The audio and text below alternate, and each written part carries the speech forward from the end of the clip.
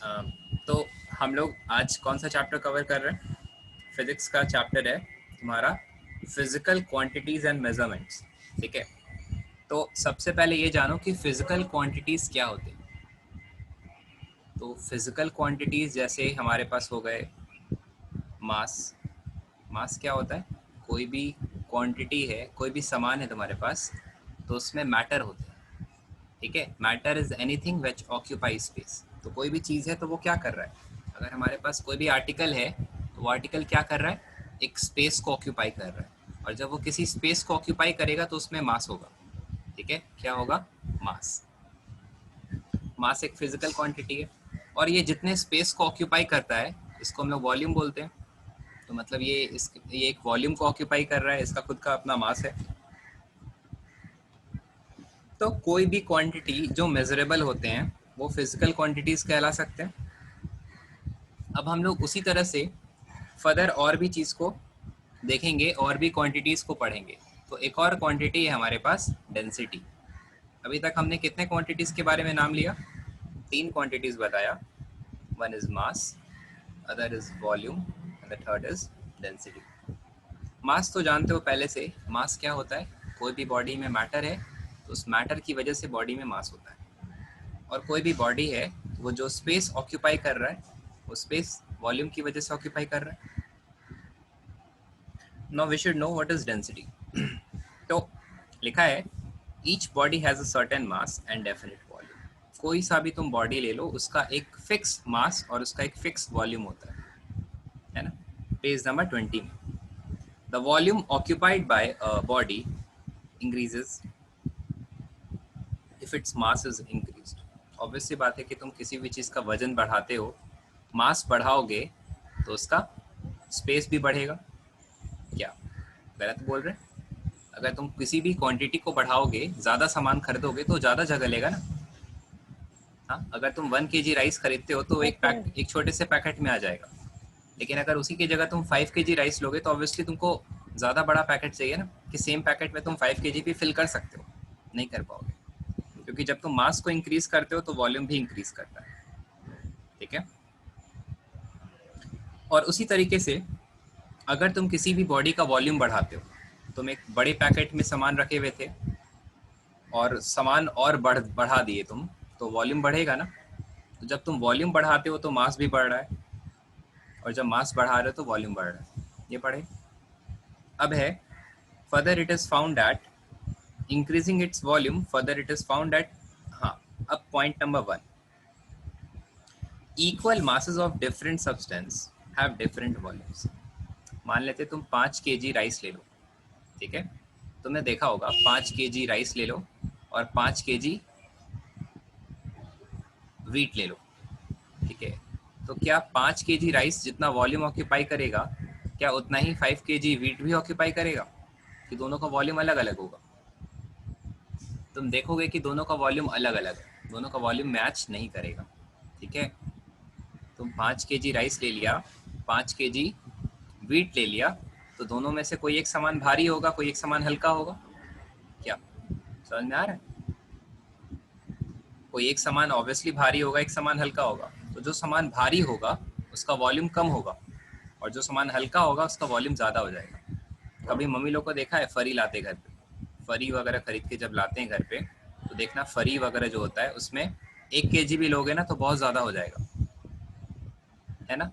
लेकिन अगर 1 kg तुम राइस खरीदते हो तो छोटे से पैकेट में आता है, ज़्यादा नहीं रहता है ना, क्योंकि राइस भारी होता है ना, तो उसके एक एक दाना का वजन ज़्यादा है। लेकिन फरी हल्का होता है, तो बहुत ज़्यादा फरी लेंगे तब जाके उतना वजन आएगा। समझ में आ रहा है? तो मास कम होने की वजह से वॉल्यूम ज़्यादा हो जाता है, और मास ज़्यादा होने की वजह से वॉल्यूम कम होता है। जैसे तुम मान लेते हैं ना कि कॉटन ले लो, तुम लोहा 1 kg लोहा खरीदो और 1 kg रुई खरीदो, किसका स्पेस, कौन ज़्यादा स्पेस ऑक्यूपाई करेगा, लोहा की कॉटन? रुई करेगा, बताओ। 1 kg रुई तो काफ़ी ज़्यादा हो जाएगा ना वॉल्यूम में। और अगर बात करेंगे 1 kg आयरन का, तो आयरन तो भारी होता है, तो 1 kg लोहा तो छोटा सा एक बार भी हो जाएगा। तो वी मीन टू से कि जब हम वी मीन टू से कि जब हम लोग मास दो डिफरेंट सामान का जब मास सेम कर देते हैं तो वॉल्यूम अलग हो जा रहा है, और उसी तरह से दो डिफरेंट सामान का, सत्या कैमरा ऑन, दो डिफरेंट सामान का जब हम लोग वॉल्यूम सेम करते हैं तो मास डिफर कर रहा है। ठीक है, the basic point is when you keep the mass same for two different objects, volume differs, and when you keep the volume same for two different objects, mass differs. तो आखिर हम कैसे दो ऑब्जेक्ट को रिलेट करें, आखिर हम दोनों ऑब्जेक्ट को रिलेट किस बेसिस पे करें? तो हमने एक नया टर्म फाइंड किया, जिस टर्म का नाम है density. What we do, we find the density. Density क्या होता है? हम किसी भी गिवन सामान का, गिवन ऑब्जेक्ट का मास को उसके वॉल्यूम से डिवाइड करते हैं। ठीक है, अगर आप किसी भी ऑब्जेक्ट को के मास को अगर उसके वॉल्यूम से डिवाइड कर देते हो तो you got a new term called the density. ठीक है, मास अपॉन वॉल्यूम क्या होता है? डेंसिटी होता है। अब मास का यूनिट क्या होता है? मास को रिप्रेजेंट करने के लिए आपके पास कुछ यूनिट्स होंगे, तो यूनिट्स जैसे ग्राम, किलोग्राम। ठीक है, उसी तरह से जब आप किसी के वॉल्यूम को रिप्रेजेंट करते हो, वॉल्यूम हो सकता है सेंटीमीटर क्यूब या मीटर क्यूब, और होने तो बहुत सारे यूनिट्स हो सकते हैं, बट हम लोग बात करते हैं हमेशा ऐसा यूनिट का, ऐसा ही फॉर स्टैंडर्ड यूनिट्स। ठीक है, तो स्टैंडर्ड यूनिट्स में हम लोग कंसिडर करते हैं मास का यूनिट को केजी और वॉल्यूम के यूनिट को मीटर क्यूब। ठीक है, और डेंसिटी क्या होता है? मास अपॉन वॉल्यूम। तो हम ऊपर लिखेंगे मास का यूनिट केजी और वॉल्यूम का यूनिट मीटर क्यूब। तो डेंसिटी का यूनिट क्या हो जाएगा? केजी पर मीटर क्यूब। अब हम एक बार समराइज करते हैं हम जो बताए। इसको तुम ऐसे समझो कि अगर हम क्या बोले, रहने दो, हम क्या बोले कि हमारे पास कुछ मेजरेबल क्वांटिटीज होते हैं, जैसे मास और जैसे वॉल्यूम। ठीक है, मानो तुम्हारे पास दो डिफरेंट सामान हैं, एक ऑब्जेक्ट है ऑब्जेक्ट वन, इसको O1 बोल रहे हैं, ऑब्जेक्ट वन है। ये दूसरा है सामान जिसको बोल रहे हैं ऑब्जेक्ट टू। ठीक है, तो जब तुम फर्स्ट वाले ऑब्जेक्ट का मास रखा 5 kg और सेकंड वाले ऑब्जेक्ट का मास रखा 5 kg, तो तुम क्या ऑब्जर्व किए कि जब दोनों का हम मास सेम रख रहे हैं तो मानो कि एक का वॉल्यूम आ गया 10 centimetre cube, 10 metre cube, centimetre नहीं लो, मीटर ले लो, और जब हम दूसरे वाले का मास 5 kg रखे तो इसका वॉल्यूम आ रहा है 5 मीटर क्यूब। ठीक है, इससे क्या पता चल रहा है कि जब हम मास को सेम रख रहे हैं, जब हम दो बॉडी के मास को सेम करते हैं तो वॉल्यूम डिफर करने लगता है। देखो वॉल्यूम अलग अलग आ रहा है। ठीक है, ये मास था, ये इसका मास था। जब हमने मास को सेम रखा 5 kg 5 kg, तो हमने देखा कि वॉल्यूम डिफर कर रहा है। उसी तरीके से जब दो ऑब्जेक्ट है तुम्हारे पास और तुम दोनों का सेम वॉल्यूम ले लो, मानो तुमने दोनों का 1 मीटर क्यूब और 1 मीटर क्यूब लिया है वॉल्यूम, तो तुम देख रहे हो कि फर्स्ट वाला ऑब्जेक्ट 2 kg आ रहा है और दूसरा वाला ऑब्जेक्ट 3 kg आ रहा है। Now again there is difference कि जब आप वॉल्यूम को सेम करना चाहते हो तो मास अलग अलग हो जाता है दोनों का, है ना, और जब आप मास को सेम करना चाहते हो तो वॉल्यूम डिफर कर जाता है। तो आखिर हम रिलेट कैसे करें दो डिफरेंट बॉडी को? हम तो दो बॉडी को रिलेट ही नहीं कर पा रहे। तो हमने क्या किया, एक फिक्स, एक नया क्वांटिटी को इंट्रोड्यूस कराया। उस क्वांटिटी का नाम है डेंसिटी। डेंसिटी क्या होता है? मास अपॉन वॉल्यूम। डेंसिटी क्या होता है? मास अपॉन वॉल्यूम।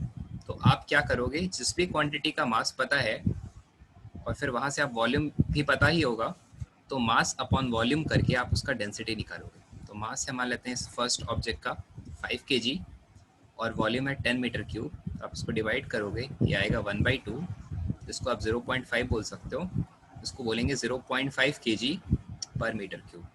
ठीक है, तो ये हो गया हमारे फर्स्ट ऑब्जेक्ट का डेंसिटी।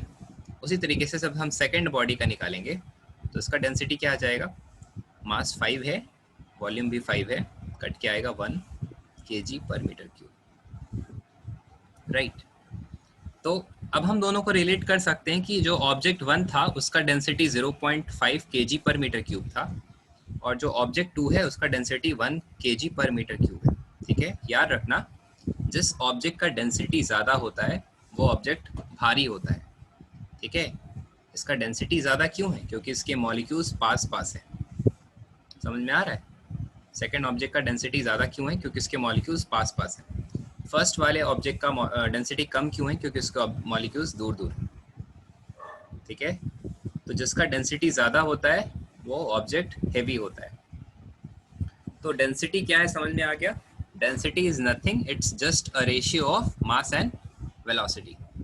ठीक है, जब हम किसी बॉडी क्वांटिटी, बॉडी के मास को उसके वॉल्यूम से जब हम डिवाइड कर देते हैं, so we got a new term called the density.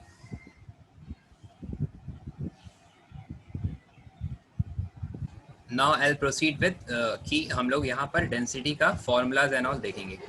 तो देखो, डेंसिटी का जानते हो हमने क्या पढ़ा? Density equals to mass of substance. Substance means the object which you are talking about. Mass of substance upon volume of substance.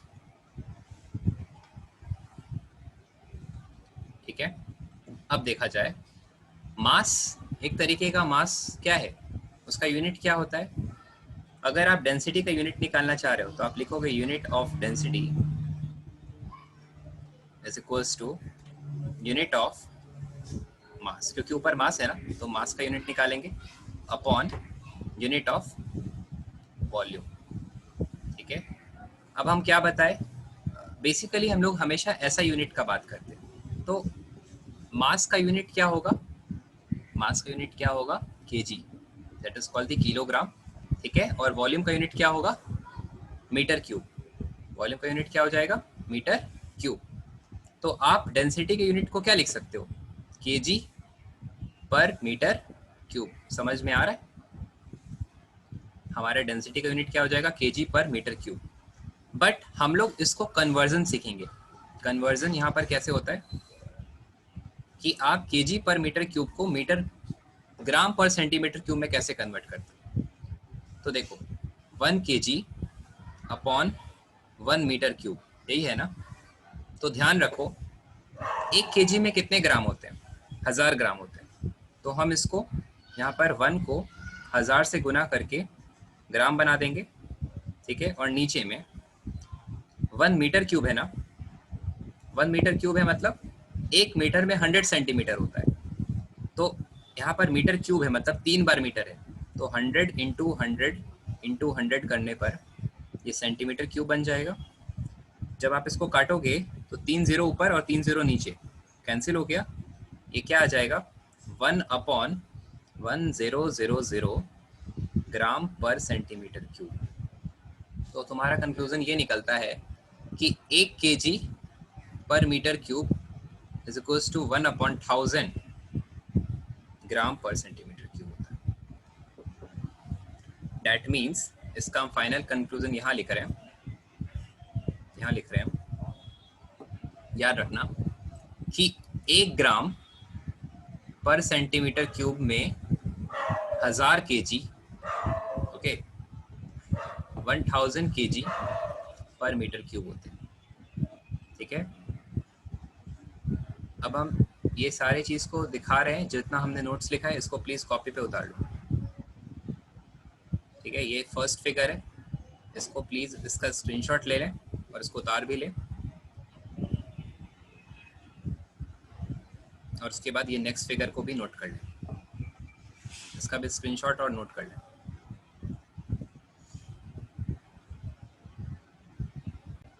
हाँ, अब है हमारे पास कुछ और टर्म्स, पॉइंट्स है रिलेटेड टू डेंसिटी।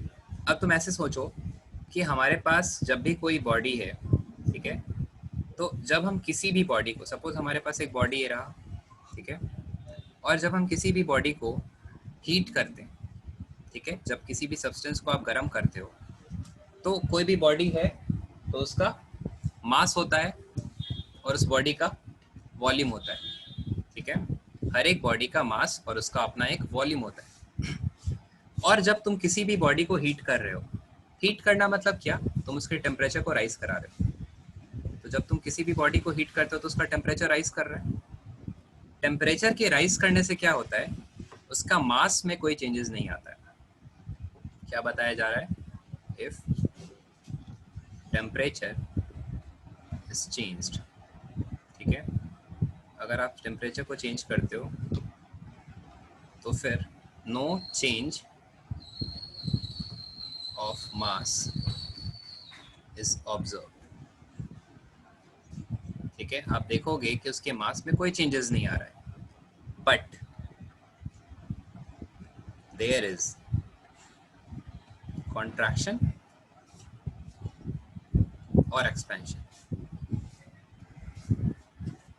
ठीक है। तो क्या नोटिस करोगे कि मास में तो चेंजेस नहीं आ रहा है, लेकिन हाँ ये बॉडी या तो एक्सपैंड कर रहा होगा, मतलब या तो फैलेगा, गर्म करोगे ना तो फैलता है, और ठंडा करते हो तो सिकुड़ता है, मतलब कॉन्ट्रैक्ट करता है।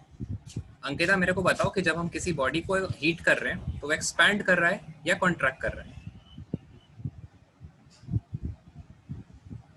एक्सपैंड कर रहा है। जब हम किसी बॉडी को हीट कर रहे हैं तो बॉडी एक्सपैंड कर रहा है। नाउ टेल मी कि जब वो बॉडी एक्सपैंड कर रहा है तो उसका वॉल्यूम इंक्रीज हो रहा है कि डिक्रीज हो रहा है?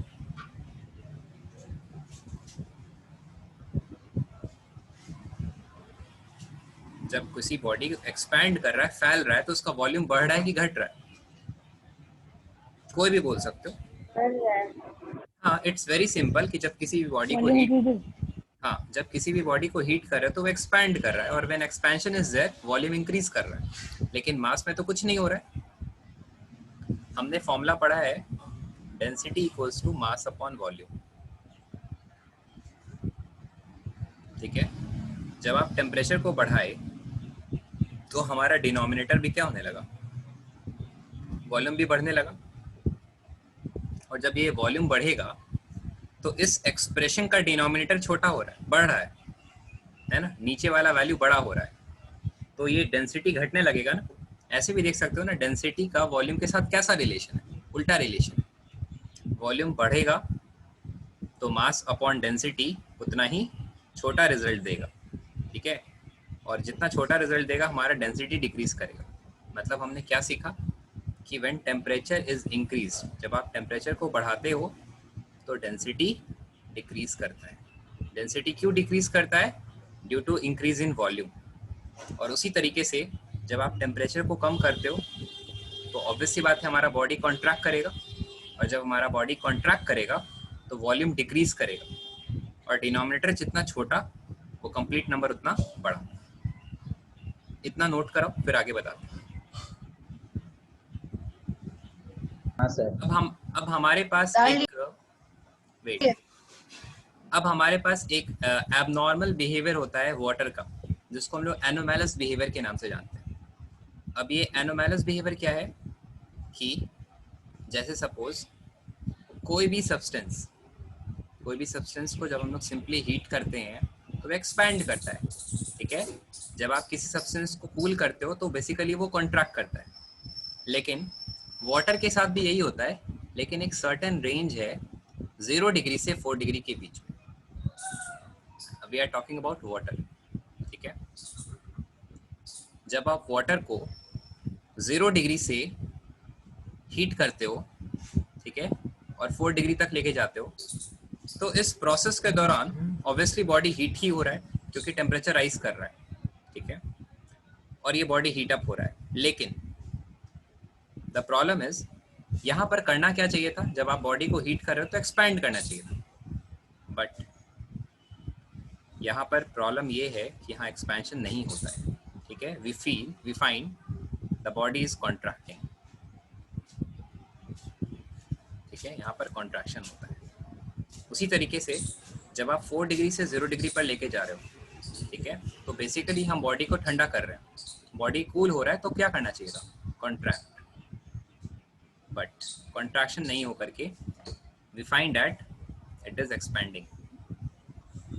इसलिए हमारा जो 0 डिग्री पर आइस बनता है, 0 डिग्री पर हमको क्या ऑब्टेन होता है, आइस, बर्फ बनता है, तो 0 डिग्री पर जो बर्फ बन रहा है वो एक्सपैंड होके बन रहा है, और एक्सपैंड होके जब बनेगा तो उसका डेंसिटी कम हो जाएगा। यहाँ पर आप मेंशन कर सकते हो density is less as compare to water. पानी के रिस्पेक्ट में इसका डेंसिटी कम होता है, और जब डेंसिटी कम है इसलिए बर्फ हल्का होता है, और इसलिए वो देखोगे कि कभी भी वो सिंक नहीं करता है, वो हमेशा पानी में फ्लोट करता है। ठीक है, तो ये उसी का नेचर है, एनोमैलस एक्सपेंशन ऑफ वाटर। इसको प्लीज नोट कर लो, इस प्रॉपर्टी को क्या बोलते हैं? एनोमैलस एक्सपेंशन ऑफ वाटर।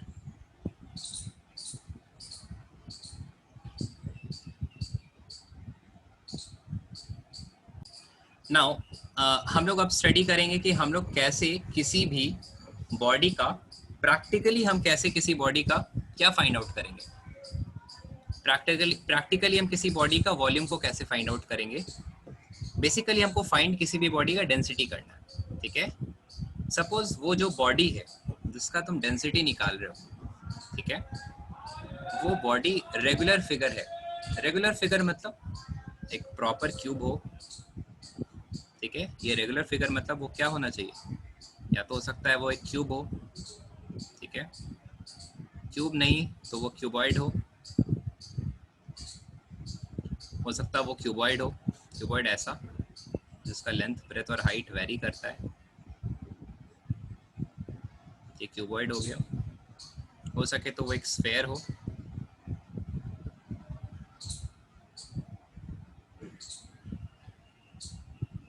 सके तो वो एक सिलेंडर हो। ठीक है, तो हमारे पास अलग अलग आकार का बॉडी होता है। ठीक है, लेकिन ये सारे फिगर जिसके बारे में हम फॉर्मूलाज वगैरह जानते हैं वो फिगर रेगुलर फिगर कहलाते हैं।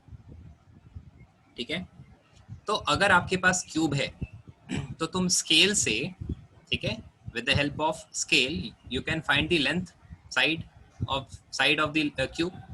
तो क्यूब के वॉल्यूम का फॉर्मूला होता है साइड क्यूब। अगर मान ले तुमको पता चल गया कि इसका साइड 2 सेंटीमीटर है, तो तुम साइड का क्यूब करके 2 टू द 4 4 टू द 8 तुम पता कर लोगे ना कि 8 सेंटीमीटर क्यूब इसका वॉल्यूम है। उसी के तरीके से अगर तुमको क्यूबॉइड का वॉल्यूम निकालना है तो length into breadth into height होता है। अगर तुमको स्फेयर का वॉल्यूम निकालना है तो उसका होता है 4/3 पाई आर क्यूब। ठीक है, अगर आपको सिलेंडर का वॉल्यूम निकालना है तो उसका फॉर्मूला होता है पाई आर स्क्वायर एच। ठीक है, और ये जो पाई क्या है, पाई का वैल्यू हमने यहाँ लिख रखा है 22/7। ये पाई का वैल्यू होता है, जहाँ पाई है वहाँ 22/7 लिखते रहो और निकालें। तो अगर आपके पास इस टाइप के रेगुलर फिगर हैं so you can find the volume of the figure. और तुम्हारे पास एक वेइंग मशीन होता है, हमारे पास नहीं है तो मार्केट में अवेलेबल है वेइंग मशीन। उस वेइंग मशीन पर इस आर्टिकल को रख करके हम उसका मास निकाल सकते हैं कि नहीं निकाल सकते। हम किराना स्टोर में जब किसी भी चीज़ को वजन करके खरीदते हैं तो वो लोग तौलता है ना, उस चीज़ को नापता है ना, तो उस चीज़ को हम उस चीज़ पर वेइंग मशीन पे रख के हम सबका मास फाइंड आउट कर सकते हैं, और फॉर्मूला से हम सबका वॉल्यूम फाइंड आउट कर सकते हैं। अगर हम सबका मास जानते हैं, वॉल्यूम जानते हैं, तो हम इसको डिवाइड करके हम यहाँ से क्या निकाल सकते हैं, इसका डेंसिटी फाइंड आउट कर सकते हैं। तो चलो इस पे बेस्ड हम एक क्वेश्चन देते हैं, उसको आप ट्राई करो।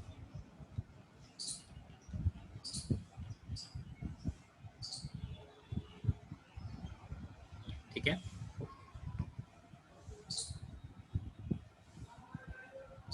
क्वेश्चन है कि तुम्हारे पास एक ब्लॉक है। ठीक है, तुम्हारे पास क्वेश्चन क्या दे रहे हैं, यू हैव अ ब्लॉक। ठीक है, इस ब्लॉक का लेंथ दे रखा है, इस ब्लॉक का लेंथ कितना दे रखा है 30 सेंटीमीटर। क्वेश्चन प्लीज नोट कर लें।